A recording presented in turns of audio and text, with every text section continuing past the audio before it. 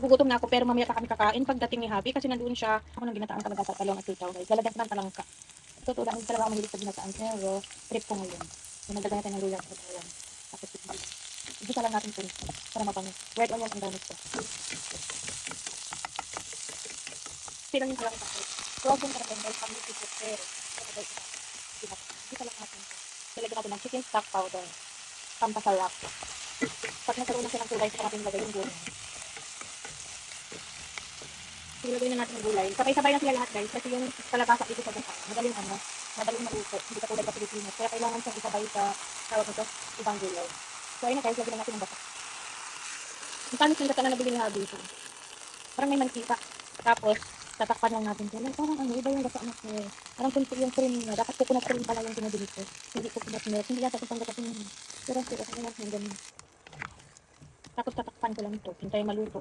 At mawala yung sabaw niya. Pag maitim na libre. Yung sitaw lang libre dyan guys. Yung talong at kalabasa. Ang tawag nila. Ay, sitaw lang yung libre dito guys. Yung talong at kalabasa binili yan. Pati yung talang. Kasi hindi ako nakapamingwit charot. Ito talagang namiss ko yung sitaw. Kaya yearly ako nagtatanim. Kaya natin ng kunting patis. Talagang konting-kunti kasi wala nang laman. Ganda natin ng chicken stock powder tapos konting asin. Konting asin. Malapot tong gata na to kasi hindi siya masarap pag hindi malapot, diba? Tapos magmamantika ito mamaya. Pero parang sobrang dami. Isang pan kaya yung nilagay ko guys. Kaya ang dami ng sabaw. Sana maubos siya. Ano natin itong gata na to. Parang yung mantika insist. Pwede. Dagdagan natin itong sitaw. Mayroon akong frozen sitaw, diba? So dagdagan ko siya. Masarap naman pala. Kaya natin ng kunting sili galing sa freezer. 3 piraso lang. Tapos maglagay tayo ng frozen sitaw. Kulang ko pa rin. Maraming sitaw. Dagdagan natin ng frozen. Boiled na pala itong frozen sitaw na ito. Half boiled na siya. So okay na yan kasi masyado ng marami. Dalang beses ko na yata ito kakainin or more. Nakalibre talaga tayo ng gulay. Sitaw. Wala, luto na yata yung kalabasa. Pero yung ibang gulay, hindi pa. Madali kasi maluto yung kalabasa dito sa Japan. Ay, madaling madurog guys. Pag hindi mo isabay sa kaya hindi ko siya inaano siya. Tingnan lang natin para yung ibang sitaw mapunta sa ilalim. Yung talong, 2 piraso lang din yung nilagay ko kasi yung natirang talong. Gagawin kong tortang talong kasi paborito ko talaga tortang talong guys. Totoo lang. Kahit araw-araw okay lang sa akin mag-ulam ng talong. Pasok natin yung apoy para mawala na yung sabaw guys.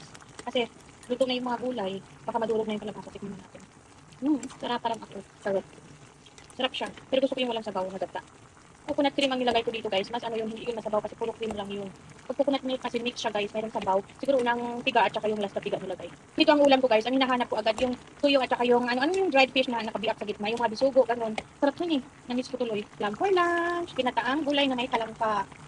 O diba? Sarap nito. Ang daming sitaw. Kailangan mawala na yung sabaw nito para magbantika siya ng konti. Kaso lang, luto na yung mga gulay. Yummy! Ito na nga